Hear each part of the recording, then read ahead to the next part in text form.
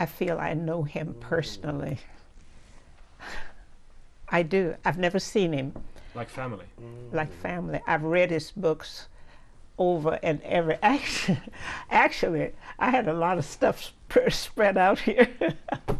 Everything that's been printed about him, I've read over. And my husband said, Obama's the only man that he allows in his bedroom.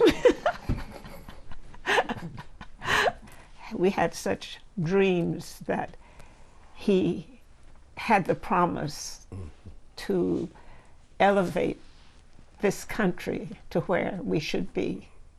Even as young as he just seemed to have that vision.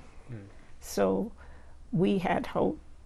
And the night that he won, we had just two couples. It seemed that it was too marvelous to share it with alone. We had to share it with some dear friends that we could recall, as we have done, about that night.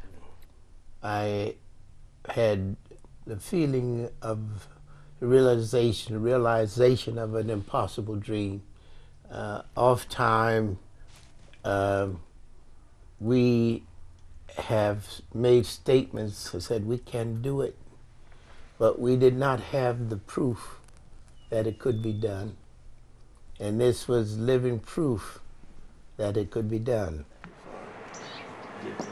Hope they may be good. The California lemon.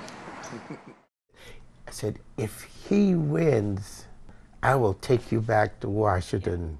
We'll go to the inaugural. We were married and I brought her back east with me on the train. So this is the part where this is sort of the sentimental journey to return again on the train. It was a segregated city. We were not permitted to go into restaurants in those days. I have witnessed our having to go to the back of the restaurant to receive service. And it was just to carry out. To carry out. Not to eat there, just to carry out. And now to see Washington today it's a very different place. Our son was the firstborn, and I remember there was a playground, and he wanted to go there, and we weren't permitted, as blacks, we weren't permitted to go there. And it was very hard explaining to him why, because it was there.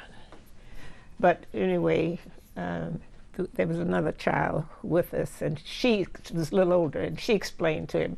But I remembered that was one of the most painful experiences I had. Now, I was born in the South, had experienced all of this kind of, but we didn't want our children to experience it. Off time, when I talk about things, there have been some painful things that have happened that I've had to keep to myself, and in put a smile on my face at a time when I was crying inside, you know.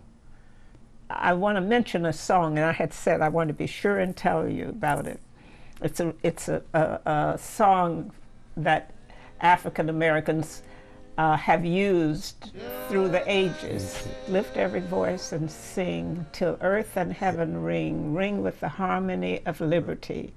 Let a rejoicing rise high as the listening skies. Let it resound loud as the roaring sea. I'd like to say thank you. Thank you. And God keep you. Yeah. It was like a dream. My reaction is almost like one who has had a hunger, starved, and all of a sudden the banquet is before me. I want to breathe the same air that he's breathing. You know, they say it's 5 million people. Well, there'll be 5 million plus 2.